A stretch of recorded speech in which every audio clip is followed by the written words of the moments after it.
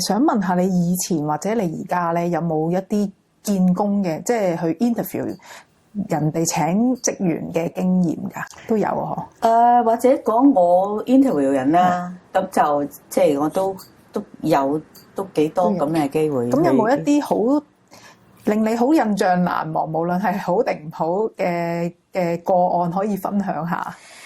嗱，我都好多機會會有即係有請啲年輕人啦，咁就譬如話喺學校裏邊會請啲老師啦，嚇咁因為我係做即係開辦幼稚園啦，同埋補習學校啦，嚇咁我會有需要即係請到一啲嘅老師翻嚟會幫手啦，咁亦都會請一啲嘅嬸嬸啦，嚇會翻嚟做下啲工作啊咁。咁亦都喺其他環節都亦都請過一啲嘅學生翻嚟咧做一啲嘅 clerk 嚇，咁就俾我好多唔同嘅睇法啦嚇。講翻以前，講翻10零年前咧，咁我請啲老師啦嚇，咁佢哋出即係喺10幾年前咧。而家講緊嗰個幼兒教育嗰個情況咧，就係話唔係所有嘅老師都係有呢一個嘅即係培訓員，然後出嚟即係攞張即係譬如喺教育大學啊，或者喺理工啊，或者其他環節，即係佢讀完有張 cert 證明佢係 qualify 咗，咁然後入嚟教幼稚園噶嘛。咁以前咧就係佢譬如話係中3。中5、中6等等，咁佢願意嚟教，我哋會請佢。咁然後呢個咧就俾個在職培訓佢哋咧，就出去出邊讀翻嗰個嘅師訓啦，咁樣樣。咁我哋喺我嗰個感覺就係話，當然而家呢個機會，即係呢個情況可能會少咗好多，就係呢啲嘅同學仔會出嚟教書係嘛，教小朋友，我就會覺得佢行出嚟俾我感覺夠唔夠成熟穩重咧？能唔能夠應付佢自己即係要做嘅工作咧？其實呢樣嘢係我真係好考慮嘅。咁所以有陣時我喺呢一個情況上面咧，我基本喺嗰段時間我係好大嘅憂慮嚇，因為佢哋嘅年紀都係細嘅，唔係淨係話教咗個書本上面嘅知識就夠，而係佢亦都有個心態，佢要認識點樣去教小朋友。嚇點樣去同小朋友接觸啊等等，咁所以咧，即係我係喺呢方面咧，我都會問多啲啦，睇下佢自己能唔能夠有即係自己去處理自己嘅日常生活啦，嚇等等啦，咁我會睇得比較嚴肅啲，然後先我會請呢啲嘅教師啊咁同埋我會睇下佢個儀表啦，待人接物嗰個態度啦，笑容係一個好重要嘅環節啦，即係咁樣樣。有冇記得1、2個呢啲個案係你好深刻印象嘅？見 interview 呢啲？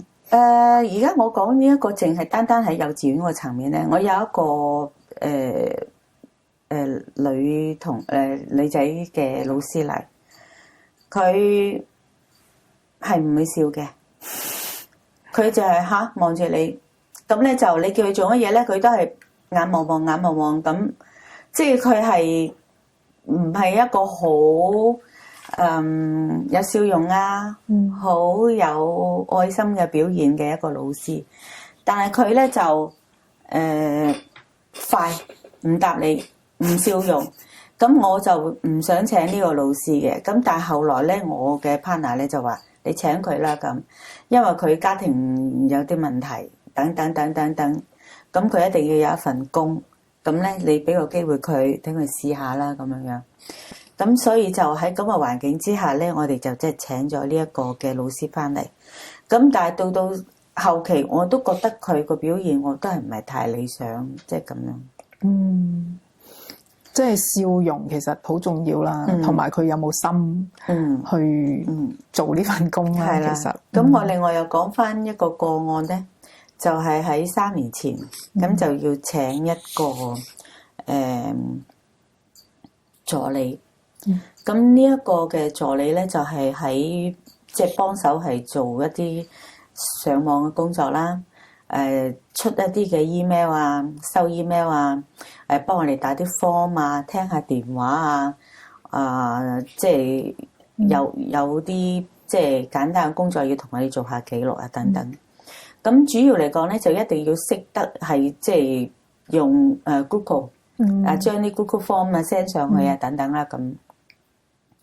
咁我哋咧就係喺勞工處嗰度咧，就係即係去即係招聘。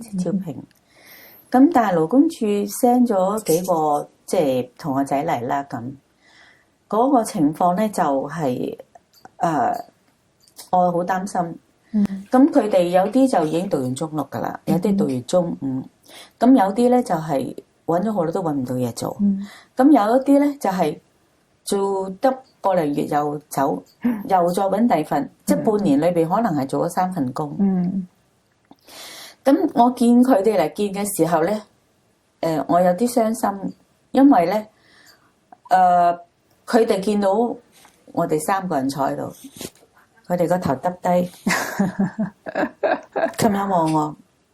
我問佢嘢咧，佢好細聲講，咁好驚，叫佢寫字，佢手震。咁你填份 form 俾我啦，你俾你啲即係 document 我睇下啦咁。佢係咁樣，咁我問你做咗幾耐嘢啊？等等啊嚇，咁啊傾。咁佢係咁，我係感覺到佢係完全冇自信心。嚇，咁即係話咧，佢係嚟到唔知自己做緊乜嘢，佢又唔知要答你啲乜嘢，佢自己想表達啲咩咧，佢係冇 idea 嘅。咁我見到佢咁嘅情況嘅時候，我就覺得。你讀完書出嚟，即係嚟見工，係嘛？你應該 well prepare 你自己，知道你今日嚟做乜嘢，你見嗰份係咩工，你有啲咩嘢去做 present 係嘛？咁但係我見到佢嚟嘅時候，佢係咁樣咧，咁我覺得就已經好難同佢溝通到啦。咁呢一個係即係我覺得好即係好傷心。因為點解你讀完中五？甚至乎讀緊中六啊，讀完中六咁，點可以行出嚟係咁冇自信，係完全係咁點講咧？即係同你嗰個嘅年齡或者你嗰個嘅認識咧，好似係差好大好遠。咁喺呢方面就話譬如話問佢識唔識得寫即係做一啲嘅。電腦啊好多嘢啦嚇，譬如話 Excel 啊，或者 Word 啊，或者係 PowerPoint 啊，問佢啲嘢咧，佢都好似唔係好熟嘅。咁我就喺呢方面嚟講咧，就呢一個係一個例。另外一個例咧就係佢樣樣都話叻，樣話得，樣樣都話好嘅。咁但係我問佢點解你半年之內轉咗3份工咧？佢答唔到我。咁所以好多情況之下就係話出嚟嘅小朋友咧，佢尤其是初一畢業出嚟，無論係咩環節都好啦，無論佢要做嗰份係咩工都好，我覺得第一樣嘢就係話，佢行出嚟嗰個儀表好重要啦。第二，佢要有自信心啦。第三，佢要有準備啦。第四就話佢一定要有一個即係笑容，同你願意同人哋去接觸。即係如果呢3、4方面嘅嘢都冇，其實你有冇經驗唔係一個好重要嘅問題。係你識與唔識，亦都唔係最重要個 point。你識最好啦，因為我請你係翻嚟做嘢嘛。但係你完全係一個 fresh grad 或者係冇經驗去做一份工嘅話，你嘅 experience 唔係最重要嘅，但係你個 altitude 好重要咯。好。